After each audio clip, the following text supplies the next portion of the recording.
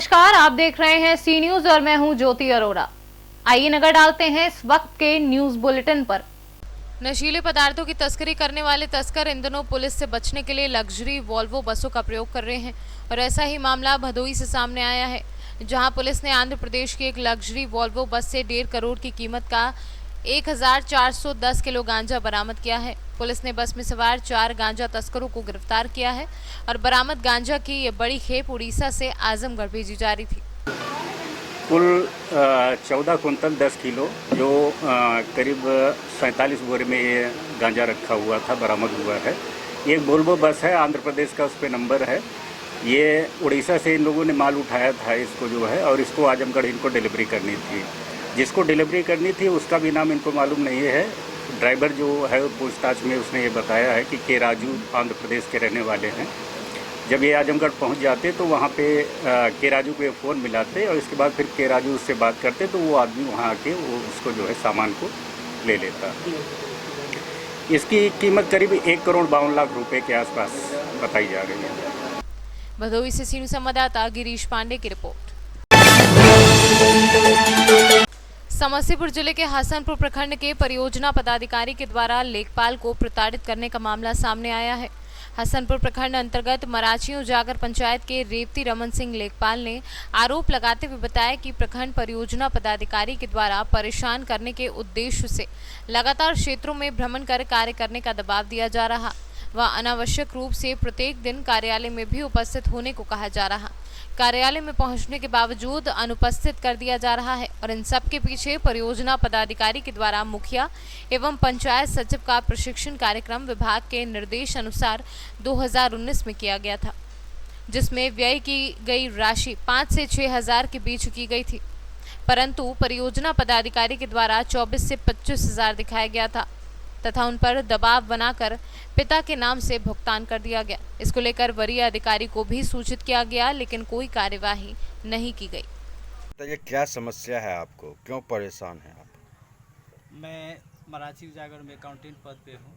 पिछले गत वर्ष 2019 में मुखिया और सचिवों का ट्रेनिंग हुआ था, जिसके बैग के संबंध में जिला से मेरे पिताजी जो कि बीमार अवस्था 78 साल के उम्र में है, जो समस्तीपुर में इलाज के लिए वहीं रह रहे हैं, उनके नाम से गलत ढंग से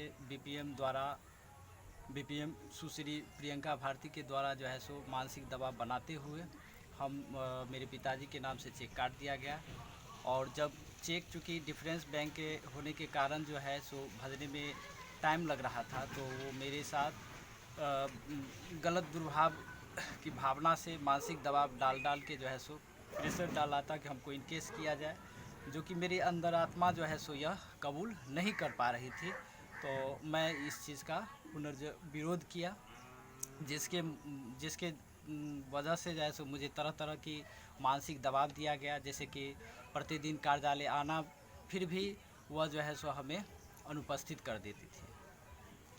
इसकी सूचना आपने किन किन अधिकारियों को दिया? इसकी सूचना हमने राज्य स्तर के कार्यालय को भी मैंने एक आवेदन के रूप में सूचित कर दिया कि इस तरह का गलत चेक मेरे पिताजी के नाम से आ गया है, जो कि हम ये नहीं चाहते हैं कि मेरे पिताजी जो अभी बीमार अवस्था में हैं वह इस तरह के कार्यों में, गलत के कार्यों में यह संलिप्त हो।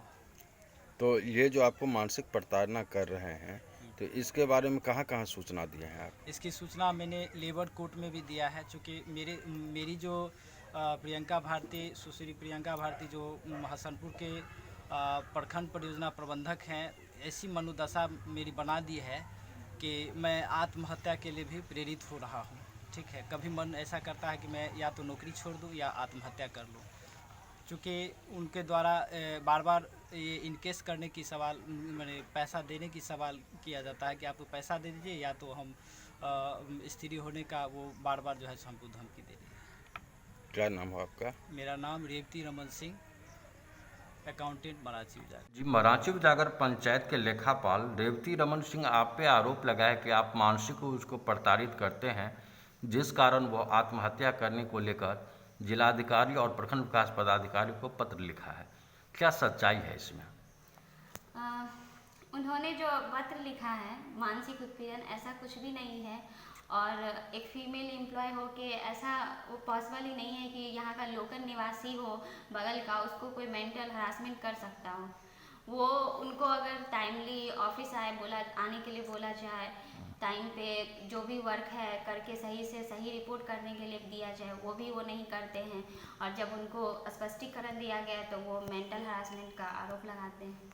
अच्छा, एक उसमें मामला ये है कि एक कोई चेक का मामला है जो मुखिया सबों का ट्रेनिंग का को लेके प्रशिक्षण को लेके भुगतान का किया गया था, तो उसका भुगतान एक 72 वर्षीय वृद्ध के साथ किया गया है, तो इसमें क्या मामला है? जी, उन्होंने देखिए हमारे यहाँ क्या है कि प्रशिक्षण हुआ सही है, यहाँ पे सारा कुछ ट्रांसपेरेंट होता है, सभी को जितने भी कर्मी हैं सबको काम बांट दिया जाता है, क्योंकि मेरे से पॉसिबल नहीं है कि मैं मार्केट जाऊँ सब कुछ का सामान लाऊँ। ये लोग मेल स्टाफ है, मैंने सबको काम बांट दिया। इनको भी एक काम दिया कि भाई आप जाइए दुकानदार को पेमेंट कर दीजिए चेक, और वो वेंडर से मिल के वो जो चेक है अपने पिताजी के नाम पे कटवा लिए और फिर अपने नाम पे भंजा लिए पिताजी के नाम पे। जब उनसे पूछा जा रहा है तो पता चला कि वो अपने पिताजी के नाम पे भंजवाए हुए हैं और वेंडर को पेमेंट नहीं कर रहे। वेंडर मेरे को कॉल करके परेशान कर रहे हैं कि आप मुझे पेमेंट कीजिए।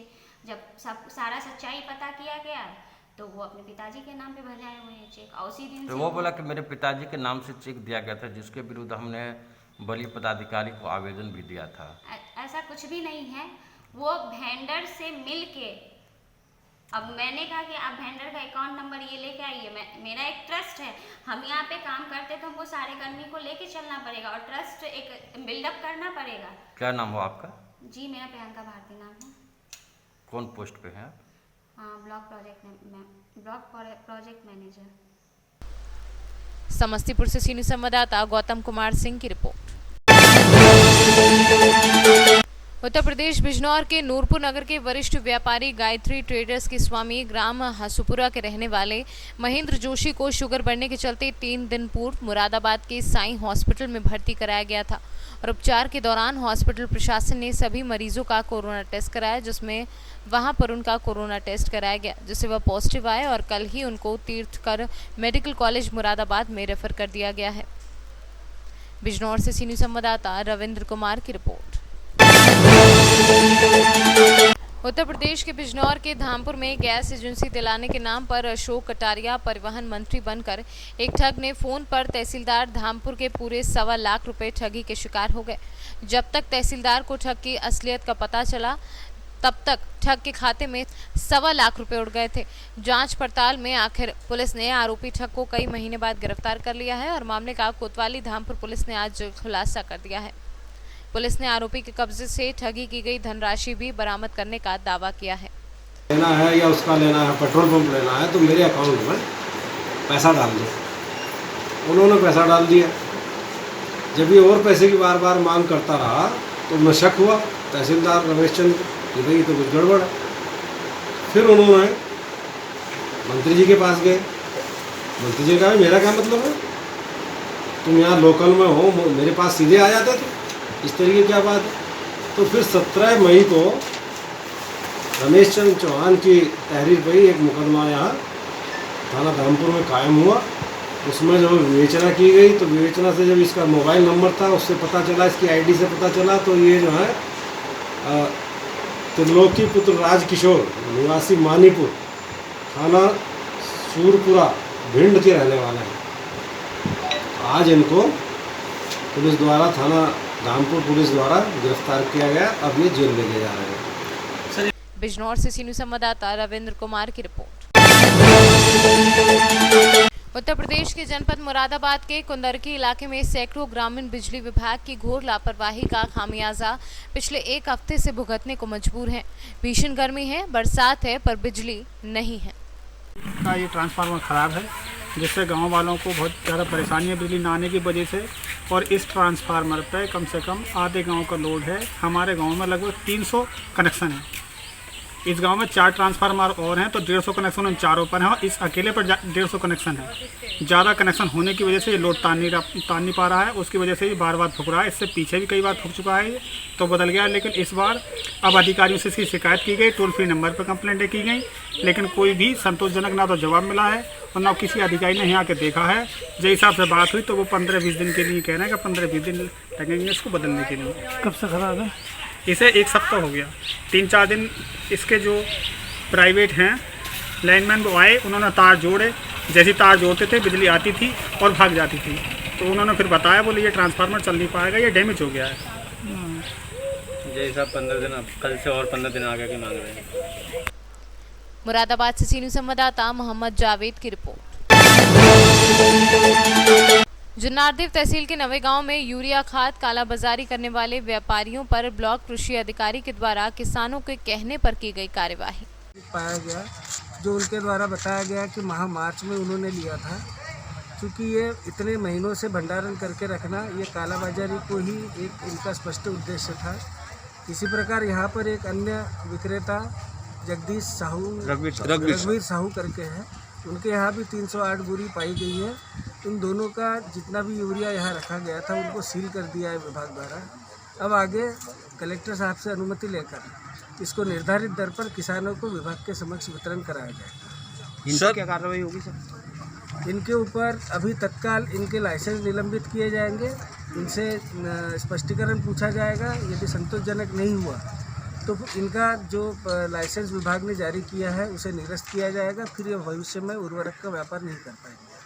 सर, जो इन लोग खाद बेचते थे, किसानों को बिल नहीं देते थे और बिल बराबर कटता था सर इनका, तो उस पर कुछ सर? उस पर भी कार्रवाई होगी। ये किसानों को बुलाया जाएगा। विभाग को बताते हैं कि बिल जारी किया गया है, बिल पर निर्धारित राशि ही लिखते हैं, परंतु किसान से हस्ताक्षर कराते अथवा नहीं, अब ये जांच में ये चीज़ें सब सामने हैं। सर, जैसे कि अभी उनके जो रिकॉर्ड मेंटेन करते हैं सर, वो उसमें उनका खाद नील बता रहा है और उनके बाद खाद मिली सर, इसके बाद 50 टन मिली और सेकंड के बाद में 13 टन मिली सर रघुवीर साहू के पास में। तो उनका तो नील बता रहा है, उसके बाद खाद मिली सर, तो उसकी कोई अलग से कार्रवाई होगी? उसकी कार्रवाई होगी। जो नील बता रहे हैं और खाद रखी है, इसका मतलब कालाबाजारी का ही इनका स्पष्ट उद्देश्य था। इनके विरुद्ध थाने में FIR दर्ज कराई जाएगी, उसके बाद पुलिस कार्रवाई भी इनके विरुद्ध की जाएगी। जी, धन्यवाद। Thank you sir. सर, आज नवेगांव में जो आपके तरफ से कृषि विभाग के तरफ से, जिसमें जिला आपके अधिकारी भी उपस्थित है, SDM साहब भी थे, तहसीलदार साहब भी थे, इस बीच में जो खाद पे कालाबाजारी में आपने जो कार्रवाई की, उसके विषय में पूर्ण जानकारी दीजिए। कल शाम को मैसेज आया कि कुछ लाइसेंसी दुकानदार जो है अधिक रेट में यूरिया खाद की बिक्री कर रहे हैं। साथ में उनके शिकायती आवेदन पत्र भी थे। तो हमने आज यहाँ ये कार्रवाई की है। मिस्टर कृष्ण कुमार अग्रवाल, इनके यहाँ यूरिया खाद के 1105 बैग मिले और इनकी जो उर्वरक नियंत्रण आदेश 1985 के अंतर्गत कार्रवाई की जाएगी। इसमें दूसरी जगह जब निरीक्षण किया गया तो दूसरी जगह 308 बैग मिले, उनको जब्ती की कार्रवाई की है। क्या नाम सर? उनका नाम क्या सर? उनका नाम रघुवीर साहू, बालाजी कृषि केंद्र नवे गांव पर कार्रवाई की है। इनकी कार्रवाई जो है वरिष्ठालय में प्रस्तुत की जाएगी और उर्वरक नियंत्रण आदेश 1985 के तहत जो धारा है वो लगेंगी और कार्रवाई की जाएगी। सर, ये जो खाद बेच रहे थे, इनके पास कुछ लाइसेंस वगैरह? ये लाइसेंस होल्डर हैं दोनों। स्टॉक रजिस्टर वगैरह सब मेंटेन? स्टॉक रजिस्टर और इनकी जो चालान बुकें हैं वो सब जांच के लिए जब्त कर ली गई। सर, जैसे यहाँ के किसानों के द्वारा एक शिकायत थी कि यहाँ पे खाद जो संचालक करते के द्वारा कभी भी बिल नहीं दिया गया और बिल इसलिए नहीं दिया जाता था क्योंकि बिल के हिसाब से खाद बिक्री होती नहीं थी। तो इनका बिल बुक कैसे मेंटेन किए? इनकी बिल बुक और स्टॉक रजिस्टर दोनों अभी जब्त कर लिए गए हैं। अब इनकी जांच करके इन पर कार्रवाई की। आज नौगांव में जो खाद है किसानों को वितरण किया जाना था, उसको निरीक्षण करना था हमको और कुछ सुरक्षित जांच हुआ कि वहाँ पर कुछ व्यापारी खाद की कालाबाजारी कर रहे हैं। हम लोगों ने उसी परिप्रेक्ष्य में यहाँ आए थे और पता भी चला 2 लोगों को कृष्ण कुमार और मुकेश साहू, ये लोग खाद बेचते हैं और अधिक दाम पे बेचते हैं। तो चलिए उनके यहाँ दबिश दी है और उनका भी जो उपलब्ध है उनके पास खाद की बोलियाँ उनको किया गया है और नियमानुसार कार्रवाई उनके खिलाफ की जाएगी। सर सुनने में ऐसा आया था कि जो 220 या 230 की आती है खाद की बोरी वो 450-500 रुपये में बेचते हैं। हाँ हिंदुस्तान में तो बेचते हैं, उसकी कोई शिकायत नहीं है, कार्रवाई की है। ठीक है sir, thank you sir. Chhindwara से सीनियर संवाददाता राम नारायण यदुवंशी की रिपोर्ट। छोटाउदेपुर जिले के पावी जेतपुर नगर के व्यापारियों ने कोरोना वायरस संक्रमण को रोकने के लिए एक महत्वपूर्ण निर्णय लिया कि दिनांक 13 से 27 जुलाई तक शाम 4 बजे से सभी दुकानें बंद कर दी जाएंगी। छोटाउदेपुर जिले में कोरोना वायरस संक्रमण दिन प्रतिदिन बढ़ रहा है। इसके कारण छोटाउदेपुर जिले के पावी जेतपुर नगर के सभी व्यापारियों ने कोरोना वायरस संक्रमण को रोकने के लिए एक महत्वपूर्ण निर्णय लिया है। हाल देश और दुनिया में જે કોરોનાની મહામારી ફાટી નીકળી છે એના અનુસંધાનમાં પાવી જેતપુર તાલુકાની અંદર પણ ધીરે ધીરે કેસ આવવાના શરૂ થયા છે। એના સંદર્ભે આજરોજ પાવી જેતપુર વેપારી એસોસિએશનના પ્રમુખ ભાઈ શ્રી જયેશભાઈ ઠક્કર અને સમગ્ર પાવી જેતપુર વેપારી એસોસિએશનની ટીમ કરિયાણા, વાસણ, કાપડ, મેડિકલ એસોસિએશન સહિતના તમામ લોકોએ આજે સર્વાનુમતે એવું નક્કી કર્યું છે કે પાવી જેતપુર નગરમાં વેપાર સવારે 8 વાગ્યાથી સાંજના 4 વાગ્યા સુધીનો જ રહેશે। એની પાવી જેતપુર તાલુકાની જનતાએ નોંધ લેવી। આ કોરોનાની મહામારીને કારણે જે સ્થિતિ ઉદ્ભવી છે એમાં તમામ વેપારીઓ, પાવી જેતપુરના નગરજનો અને તાલુકાની જનતા સંપૂર્ણ સહકાર આપે એવી પાવી જેતપુર વેપારી એસોસિએશનના પ્રમુખ સહિત તમામ ટીમે જે આજ રોજ રજૂઆત કરી છે અને એના સંદર્ભે નગરજનો સહિત સંપૂર્ણ સહકાર આપે તેવી આશા અમે રાખીએ છીએ। જય હિન્દ, જય ભારત। નામ તમારું? અલ્પેશભાઈ સોની। કોરોનાની મહામારી સામે લડવા માટે પાવી જેતપુર વેપારી મંડળ, સમગ્ર વેપારી મંડળ તમામ એસોસિએશનો સાથે સવારે 8 થી 4 વાગ્યા સુધી દુકાન ખુલ્લી રાખી પછીના સમયને સંક્રમણ રોકવા માટે બંધ રાખેલ છે અને એ દરમિયાન કોઈને જીવન જરૂરિયાત વસ્તુ અથવા મેડિકલની કોઈ જરૂરિયાત પડી તો પણ વિના સંકોચ એમને ઉપલબ્ધ કરવામાં આવશે એ રીતનો અમે નિર્ણય લીધો છે આજે। નામ તમારું? પ્રમુખ વેપારી મંડળ જયેશભાઈ ઠક્કર।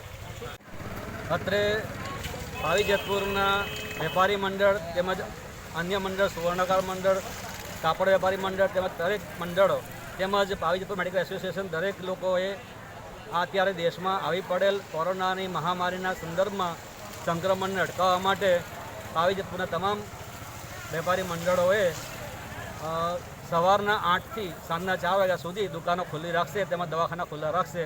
4 વાગ્યા પછી સ્વૈચ્છિક રીતે પોતાના દવાખાના, પોતાનું દુકાનો બંધ રાખશે એવો નિર્ણય કરવામાં આવ્યો છે અને સામાન્ય જનતાને આવશ્યક સેવાઓ માટે કોઈપણ તકલીફ નહીં પડે એનું પણ ધ્યાન રાખવામાં આવશે। આવશ્યક સેવાઓ માટે પણ દવાખાના ખુલ્લા એટલે ચાલુ રહેશે અને સેવાઓ ચાલુ રહેશે। અમારા હોટલના માલિક गुजरात से सीनियर संवाददाता विनेश राठवा की रिपोर्ट। उत्तर प्रदेश के जनपद हापुड़ में नेशनल हाईवे 9 पर जहां 2 टोल प्लाजा लोगों से टोल वसूलने में लगे हैं, तो वहीं जनपद के पिलखवा कोतवाली क्षेत्र के टोल प्लाजा पर फास्ट ट्रैक होने के बावजूद किसी तकनीकी कारणों से जब फास्ट ट्रैक काम नहीं करता तो टोल प्लाजा पर तैनात कर्मचारी वाहन चालकों से जबरन मारपीट कर टोल की राशि दोगुने से लेकर चौगुने तक वसूलने में लगे हैं, जिसके लिए टोल पर संचालकों के द्वारा रखे गए टोल कर्मी एक साथ दर्जनों की संख्या में वाहन चालक सहित वाहन में बैठे सभी लोगों पर कहर बनकर टूट पड़े हैं और पुलिस प्रशासन द्वारा सुरक्षा के लिए तैनात पुलिसकर्मी मुखदर्शक बन सारी घटना को देखते रहते हैं। क्या नाम है आपका? मेरा नाम नवीन कुमार है। कहाँ के निवासी हैं? मैं मुरादनगर जलालपुर रोड गाजियाबाद उत्तर प्रदेश का निवासी हूँ। आपके साथ में क्या मामला, क्या घटना घटी? घटना ये हुई सर, मैं हापुड़ से गाजियाबाद अपनी फैमिली के साथ घर पर आ रहा था। रास्ते में छिजारसी का टोल प्लाजा पड़ता है, वहाँ पर मेरी गाड़ी में ऑलरेडी फास्ट टैग लगा हुआ है, स्टार्टिंग में ही लग गया था और उसमें बैलेंस भी था, लेकिन उसमें बाय डिफ़ॉल्ट कोई भी तकनीकी उसके कारण उससे पैसा नहीं लिया। उन्होंने बोला कैश में पेमेंट दे दो। कैश में मेरा 65 रुपये का टोल था, तो उन्होंने मेरे से 250 रुपये की डिमांड करी। मैंने पूछा 250 रुपये का हिसाब, तो इतनी देर में उसने गाड़ी के अंदर से मेरा मोबाइल और गाड़ी की चाबी तक छीनने की कोशिश करी। मोबाइल छीन लिया था उसने, और मेरे ऊपर 1 नहीं 2 नहीं 10 नहीं सीधा 20 गुंडों ने हमला बोल दिया। और साथ साथ मेरे साथ लेडीज़ थी, बच्चे थे, फैमिली के साथ आ रहे थे हम। और 20 गुंडों ने ऐसे बिल्कुल जान से मारने के उद्देश्य से एकदम हमला करा और जान से मारने की धमकी भी दी, और लेडीज़ों के साथ बदतमीजी तक करी है। हाथ भी उठाया लेडीज़ों के ऊपर, और वहाँ पर खड़ी पुलिस भी थी और बिल्कुल बाजू में ही चौकी है, लेकिन उसके बाद भी कोई कार्रवाई नहीं हुई। मैंने मेडिकल भी करवाया। देखो ये मेरी NCR है, मैं NCR दिखाना चाहूँगा आपको, ठीक है। और जिस तरीके से मेरे साथ मारपिटाई करी, मेरे फ़ोन में उसका बाकायदा प्रूफ है, ये रिकॉर्डिंग है, मैं आपको दिखा देता हूँ किस तरीके से उन्होंने मेरे साथ मारपिटाई करी है। ये विद प्रूफ के साथ मैंने डिपार्टमेंट को, आला अधिकारियों को थाने में गया और मैंने ये प्रूफ भी दिखाया वीडियो के साथ कि सर देखिए किस तरीके से मेरे साथ मारपिटाई की गई है। साफ साफ दिख रहा है इसमें किस तरह 20 गुंडों ने मेरे साथ मारपिटाई करी, मेरी फैमिली को मारा, मेरे बच्चों के साथ में बदतमीजी करी है, किसी को नहीं बख्शा उन्होंने। एकदम खुली गुंडागर्दी, पुलिस की पूरी छूट मिली हुई है, इन्हें कानून का कोई खौफ नहीं है, कोई डर नहीं। मैं बताना चाहता हूँ 100% पुलिस की मिली भगत से ये काम पूरा, और ये सिर्फ मारपिटाई तक सीमित नहीं है, इसमें ये देखो किस तरीके से 2 नंबर से धांधलेबाजी हो रही है। फास्टैग से पैसा ना लेकर के ये कैश में पेमेंट करना ज़्यादा पसंद करते हैं, क्योंकि कैश में ये 2 गुना 4 गुना वसूलते हैं, और खासकर उन गाड़ियों को टारगेट करते हैं जो फैमिली के साथ है, या जो गाड़ी दिल्ली नंबर है या बाहर की गाड़ी है, उन गाड़ियों को रोकते हैं और टैग नहीं चल रहा है। प्रशासन का पूरा योगदान है इसमें। पुलिस खड़ी देखती रहती है लेकिन कोई कार्रवाई नहीं होती है। अगर आम आदमी कार्रवाई करना चाहे तो उसे कोई सपोर्ट नहीं है, और ये मामला संगीन है। और इस तरीके से जिस तरीके से ये घटनाएं आए दिन बढ़ती जा रही है, पुलिस प्रशासन, मैं कहना चाहता हूँ इसमें कार्रवाई करे, और या कोई बड़े अपराध का इंतजार कर रही है। मुझे ये नहीं पता कोई बड़ा हादसा होगा जब पुलिस प्रशासन जगेगा, जब कोई कार्रवाई होगी। 2 मिनट अगर आप पैदल भी चलोगे तो 2 मिनट की दूरी से ही पुलिस चौकी है, और पुलिस वहाँ पे थी भी। मैंने कहा उनसे, सर आपके सामने इतना सब कुछ हो रहा, मारपिटाई हो रही है, आप अरेस्ट क्यों नहीं करते इन्हें? अब उन्होंने मुझे रिप्लाई दिया कि सर ऐसे हम इन्हें अरेस्ट नहीं कर सकते, आप थाने में जाओ, थाने में जाके अपनी FIR करवाओ, वहाँ से मेडिकल होगा। जब इनका कुछ ये जो वीडियो वायरल होने का जो मामला था वो क्या था? ये थाना पिलखुआ क्षेत्र के सिजारसी टोल पर दिनांक 5 जुलाई की घटना का ये वीडियो है, जिसमें टोल कर्मियों के द्वारा एक कार सवार व्यक्ति के साथ मारपीट की जा रही है। इसकी सूचना तत्काल उसी दिन पीड़ित के द्वारा थाना पुलिस को दी गई थी, जिसके आधार पर वैधानिक कार्रवाई करते हुए 4 आरोपियों को गिरफ्तार कर जेल भेज दिया गया था। हापुड़ से सीनू संवाददाता रुस्तम सिंह की रिपोर्ट। मंदसौर जिले के कुरावन गांव में किसान एक उसके परिवार द्वारा शुरुआती तौर में अच्छी बरसात के कारण किसान खेती के काम में लग गया। खेत में अच्छी फसल हो इसके लिए खेत में कई बातों का ध्यान रखा गया। किसान द्वारा खेत में बारिश होने के बाद खेत में करफा चलाना पड़ता है, जिससे फसलों को नुकसान देने वाली खरपतवार को नष्ट किया जाता है। इसको नष्ट करने के लिए अपने तरीके से खरपतवार को बैलों को जोत कर नष्ट किया जाता है, मगर बैलों की कमी के कारण सक्षम किसान बाइक से जुगाड़ कर या ट्रैक्टर से खेती में कार्य कर लेते हैं। वहीं एक मध्यम वर्गीय परिवार अपने खेत में करपा चला रहा था, जिसे देख इस आधुनिक युग में गरीब किसान अपनी फसल को सही सलामत रखने के लिए किसी प्रकार बैल की जगह खुद पूरा परिवार लगकर खरपे को खेत में हाँक कर कार्य कर रहा है। ये देख इस आधुनिक युग में आश्चर्य होता है कि बैलों की जगह पूरा परिवार फसल को बोने के लिए खुद काम कर रहा है। इनकी 2 बीघा खेती है और इसमें बुआई के बाद करपई का काम चलता है, जिससे खरपतवार नहीं होता है, नष्ट होता है, खेत में फसल की पैदावार अच्छी होती है। इसलिए ये बच्चे भी मेहनत कर रहे हैं, देख सकते हो आप, बहुत कम उम्र में, और इनको कुछ न कुछ सहायता मिलनी चाहिए। अच्छा, अगर जिनके पास साधन रहता है वो किस प्रकार से कर लेते हैं?